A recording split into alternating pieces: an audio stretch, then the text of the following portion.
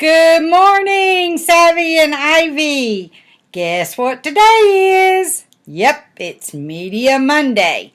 And Nana has a really good book to read to you about one of the cutest things in the world, believe it or not.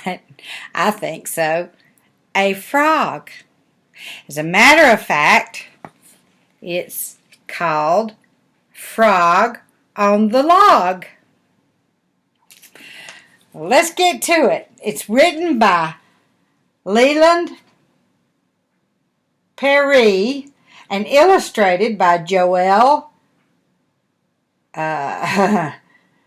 Dreidemy. I think that's how you pronounce her last name. Pretty first name. Okay, and here's the inside. The Frog on the Log.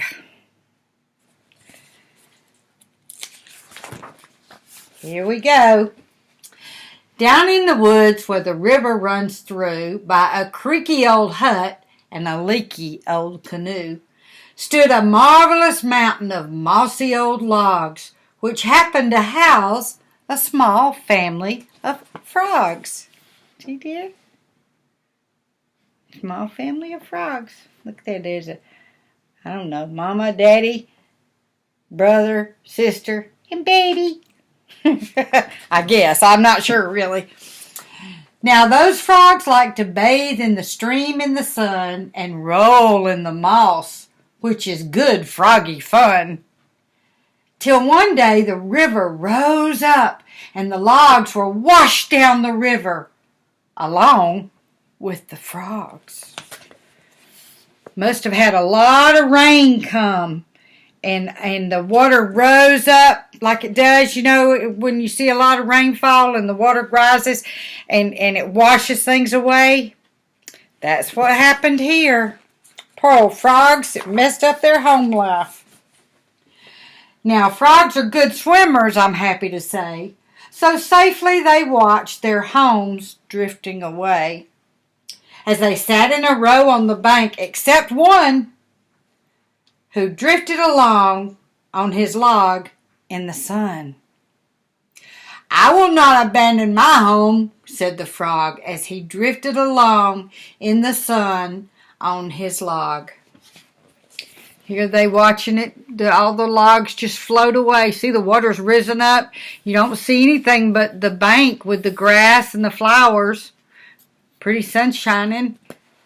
But here's the other little frog, and he says, I'm not going to lose my home. I'm going to hang on. So he stuck tight to that log and floated down the river. And little dragonfly keeping him company. See there? He doesn't look frightened. He looks like he's kind of enjoying the ride, doesn't he? An hour passed by when the frog saw a dog as he drifted along in the sun on his log. It stood on the bank quietly having a drink in the shade of a tree, and it made the frog think. Kind dog, I appear to need some assistance. I have drifted downstream a considerable distance. The bank by the hut for that place I so yearn. To my friends and my family I'd gladly return. Look at that. He's talking to the dog. There's the dragonfly, and he's talking to the dog, and he's saying, would you please help me return to my family and my friends? The little dog's listening to what he's got to say. I think he's beginning to regret his decision. Small frog, said the dog, I would carry you gladly. But wood tends to splinter in my mouth rather badly. So ride on my back if you like, said the dog, but you'll have to abandon your mossy old log. I will not abandon my home, said the frog, as he drifted along in the sun on his log. Now see there, the dog's going to give him some help, but the dog explains to him that the log is, you know, it's wood and it has splinters and he doesn't want to carry it in his mouth. So he tells the frog, you can ride on my back here, But the frog says, nope, not giving up my log. Well, let's see what he does.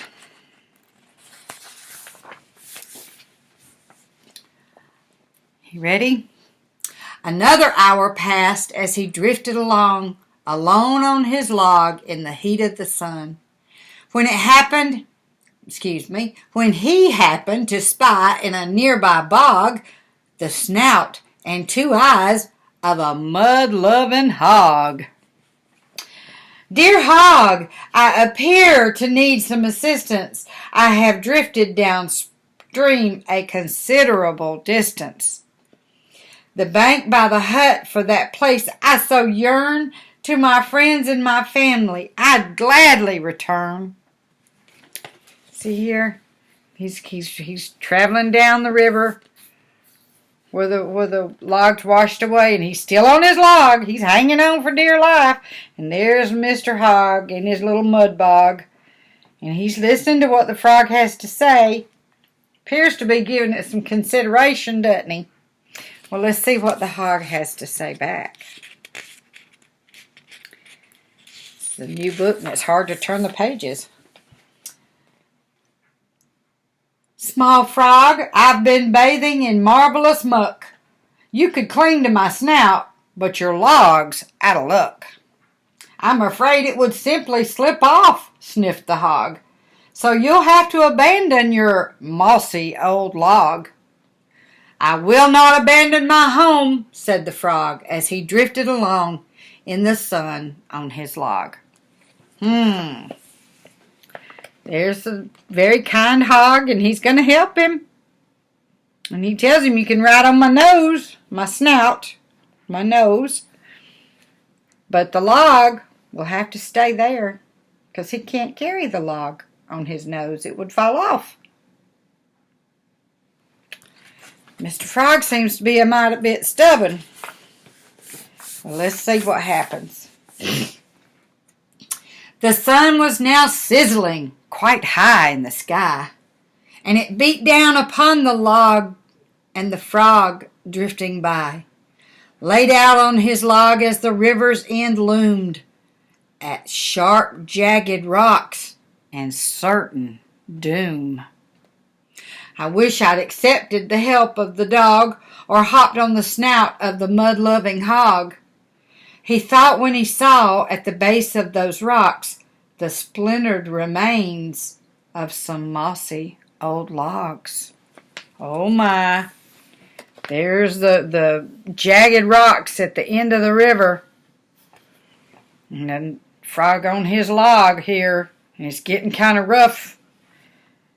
And he looks kind of worried, doesn't he? Did you ever make a decision you instantly regretted?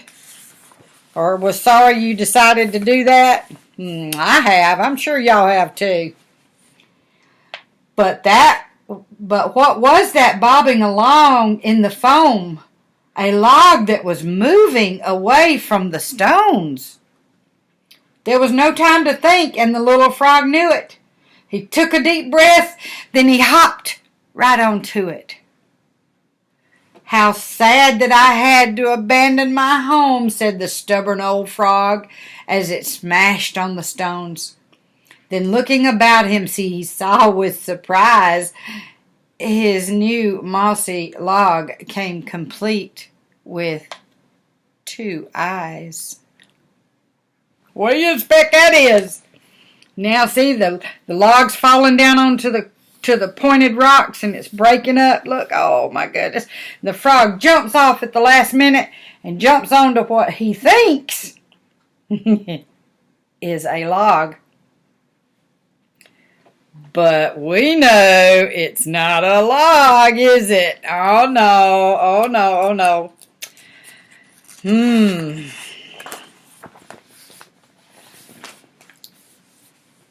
Now, said the croc, stop crying this instant. I too have been swept a considerable distance. From way past the hut and the leaky canoe, I'm heading back now. Are you coming too? So upstream they traveled, the croc and the frog, as they waved as they passed by the mud-loving hog. And the dog on the bank in the shade of the tree to arrive at the place where all the logs used to be. Look at there. Silly old frog, he's riding on the back of a crocodile. Oh my goodness. And there's the hog with the mud, and there's the kind dog. He's standing there watching them and smiling at them, and the croc's got a little smile on his face too. See there, and he's looking back at yay old frog. Right here. Mr. Frog, stubborn old frog.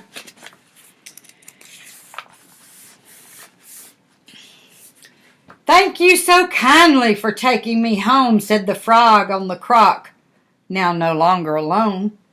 As he hopped from the back of the croc to the bank, the croc waved goodbye, then his crocky heart sank.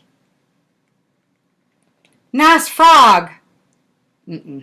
Nice frog, I appear to need some assistance. You see, I lead a rather lonely existence. My home way upriver was washed away too. So if it's okay, can I stay here with you? Aw, poor old crocodile. I'm sad because his home got washed away too, and there's nobody there waiting for him. Like the frog's family is delighted to see him. So big old smiles on their faces. And he's so happy he just jumps right over to the bank to join them. And poor old Mr. Crocodile, he's just so sad because he's got nobody waiting for him at home. So I wonder what Mr. Frog says. What do you think Mr. Frog says? Well, let's find out. And that's how we'll leave them, the frogs and their friend. There's no better place for this story to end. A family of frogs, and a crocodile too, in a crocky old hut and a crocky old canoe. Look at that. They're having a big time. They're riding on the crocodile, and one's riding in the croaky old canoe. Look at the cattails. That's kind of a plant that grows on the riverbanks. Oh, got a whole new set of logs there. They're not mossy and old, but they're nice. And there's the dragonfly. He made it back upstream with the frog. And the water lilies that the frogs like to sit on. They call them lily pads. And they like to sit on those out on the water. And there they are, floating around out in the pond. The croaky frog and the crocodile too. And look at the crocodile. He's winking at you. How about that? Mr. Frog was a stubborn bird, wasn't he? He was stubborn. You know, that sort of makes me think of how we are. You know, people are funny that way. They like things like they always had it. They don't like change.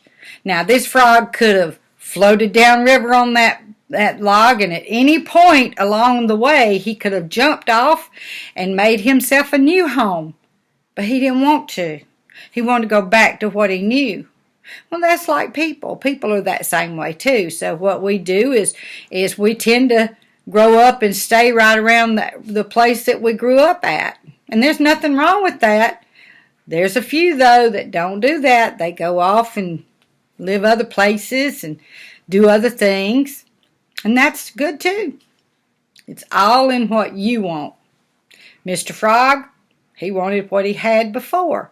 His mossy old logs on the creek bank. And the dog and the hog were willing to help him get back home, but he didn't want to take their advantage of their help because he didn't want to leave his old log. Well, at the end of the day, what happened to his old log? It smashed on the rocks because he wasn't willing to compromise. But Mr. Crocodile showed him sometimes you have to make a change. You have to take a chance. So he jumped on the back of that old crocodile and went back home because Mr. Croc was being very kind. Truth of the matter is, Mr. Crocodile could have eaten him. But he didn't. Aren't we glad? Because we wouldn't have had a story then, would we? And this is one of the books that I've enjoyed. I enjoyed this story. The Frog on the Log. That was fun. Well, girls, I hope you have a wonderful week. And I hope you remember that Nana and Papa love you very, very much. And I hope you enjoyed that story. And I'll see you next Media Monday with a different story. And this time, I'll have a friend with us when we read the story. Okay? I love you, girls. Bye-bye.